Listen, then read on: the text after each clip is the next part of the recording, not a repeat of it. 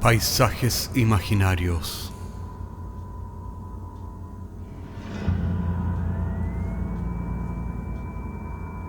Una producción Cortés Rojas.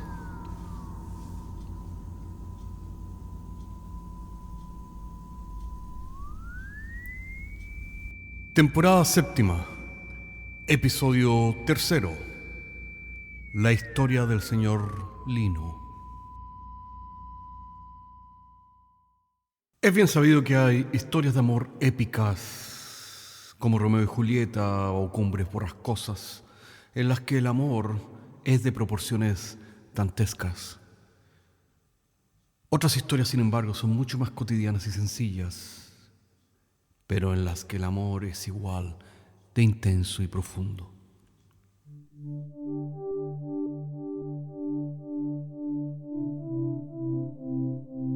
En un pueblo pequeño como este, todo se sabe, o al menos todo lo que se puede o quiere saber, lo cual no es lo mismo.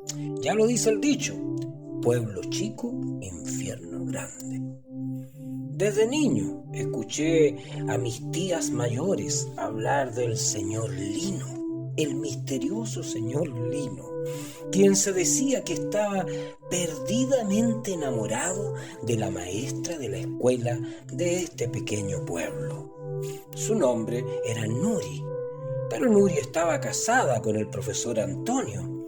Sin embargo, al señor Lino, según se decía, esto no parecía importarle, lo cual había subido en 10 grados por lo menos la temperatura de los chismes de este pequeño pueblo. Lo único cierto, esto lo supe años más tarde, es que nadie sabía ciertamente, absolutamente nada, de dónde había salido el famoso señor Lino.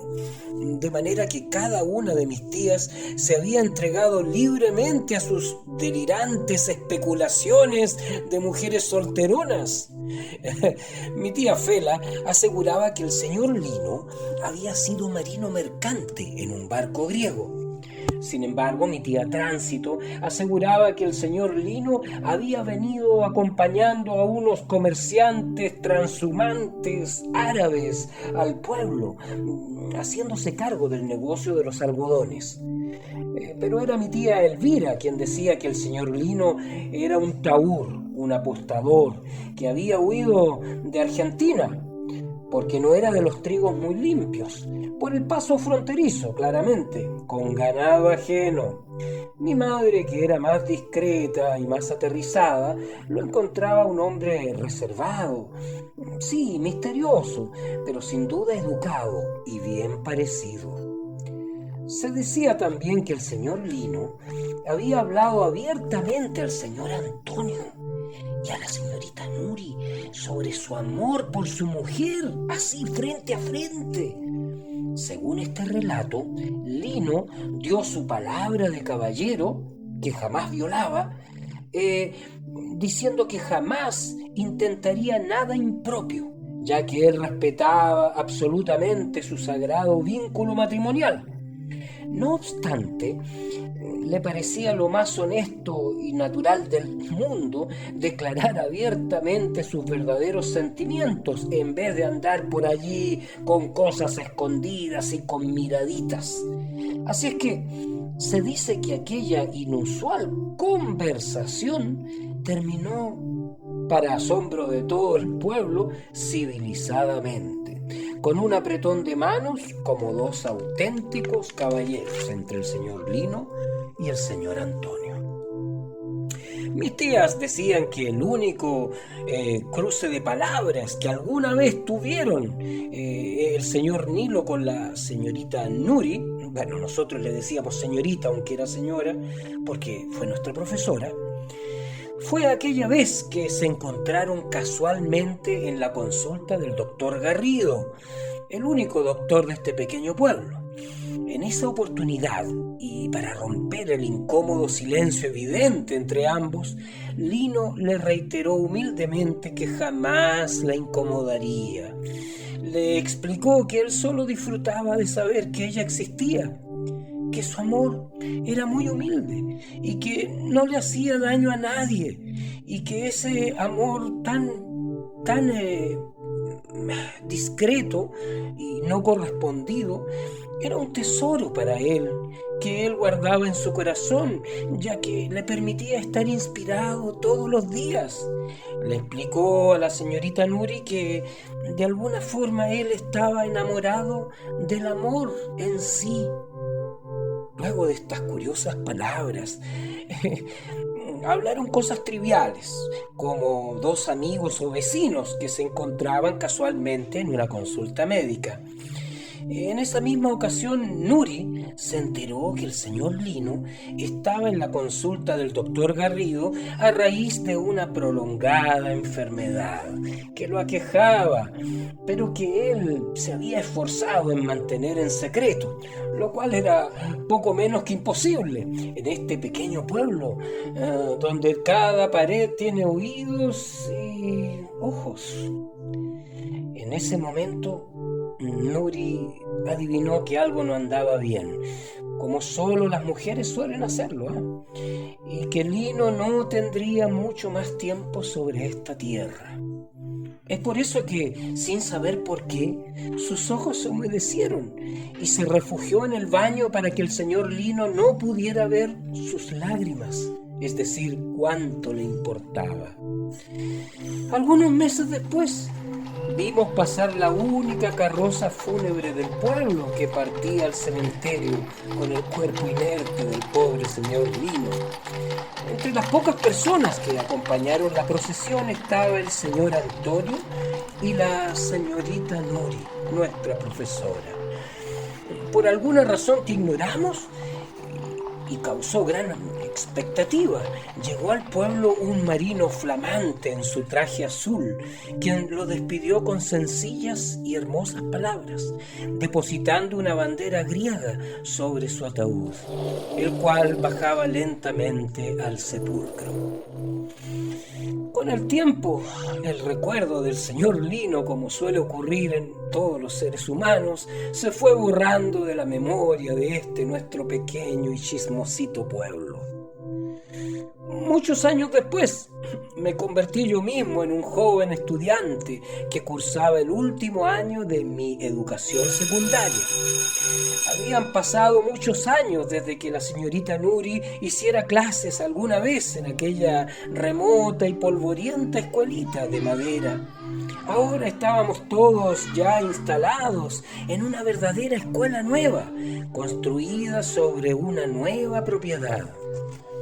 La señorita Nuri nos hacía clases de ciencias naturales, me acuerdo bien. Debo decir que sus clases eran entretenidas y por alguna razón todos la queríamos mucho. Ella jamás levantaba la voz, su trato era dulce. Debo decir también que a pesar del paso de los años, ella lucía siempre encantadora y femenina.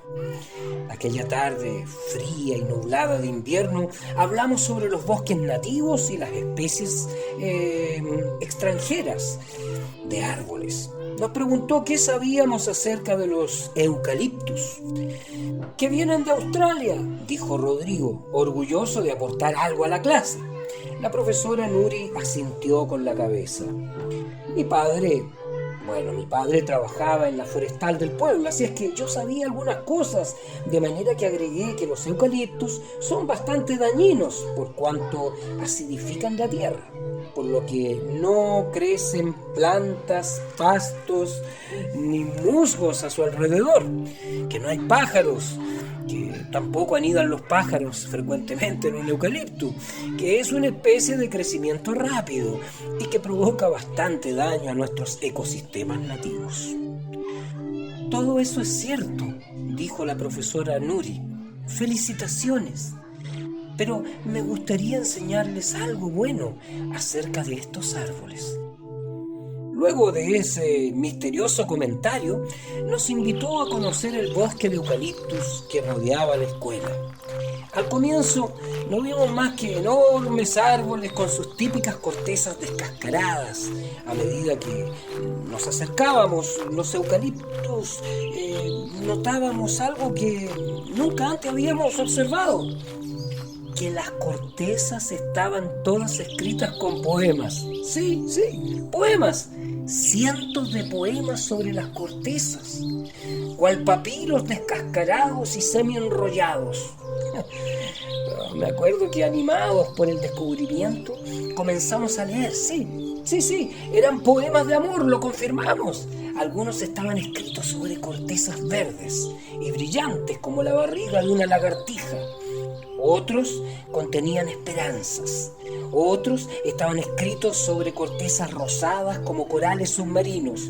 Estos contenían palabras de ternura y pasión. Y habían otros poemas escritos sobre cortezas de un morado misterioso, oscuro y profundo. Estos eran más incomprensibles para nosotros, poemas bastante enigmáticos de amor. Fue en ese momento cuando comprendí que ese bosque, y esta fue una revelación solo mía, que mis compañeros no vieron, comprendí que ese bosque había pertenecido al señor Lino y que esos poemas estaban dedicados a la señorita Nuri. Pero el resto de mis compañeros de clases nunca entendieron el porqué de este magnífico bosque de poemas. Solo dijeron que los eucaliptus no eran tan perjudiciales después de todo. Y terminaron por agradecerle a la profesora el paseo fuera de la sala de clases, que ya había logrado romper la rutina. Desde ese entonces pasaron 2 años más. Por ese tiempo me fui a estudiar la carrera de leyes a la capital, aunque acostumbraba a visitar a mis padres todos los fines de semana. Después de almuerzo, como de costumbre, salí a caminar y me encontré en la plaza del pueblo con mi querida profesora Nuri, quien ya había jubilado en esa fecha.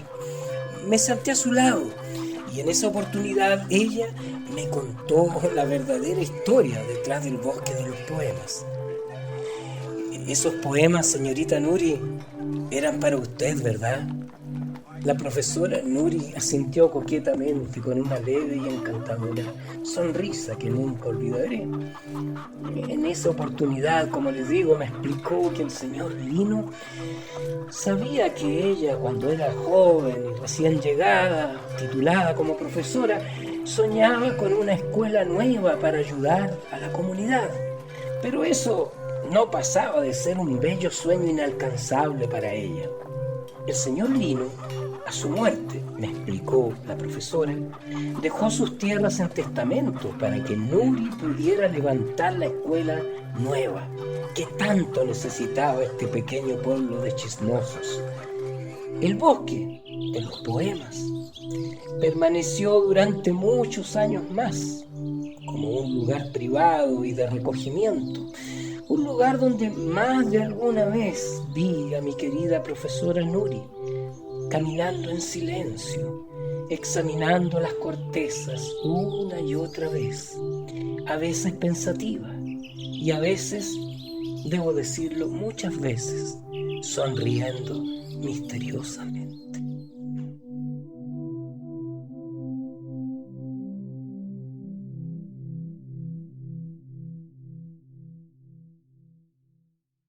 Han pasado muchos años desde entonces y ya nadie en el pueblo recuerda a la profesora o al señor Lino. Sin embargo, los árboles todavía siguen allí como un mudo testimonio de aquella historia. Hasta la próxima semana.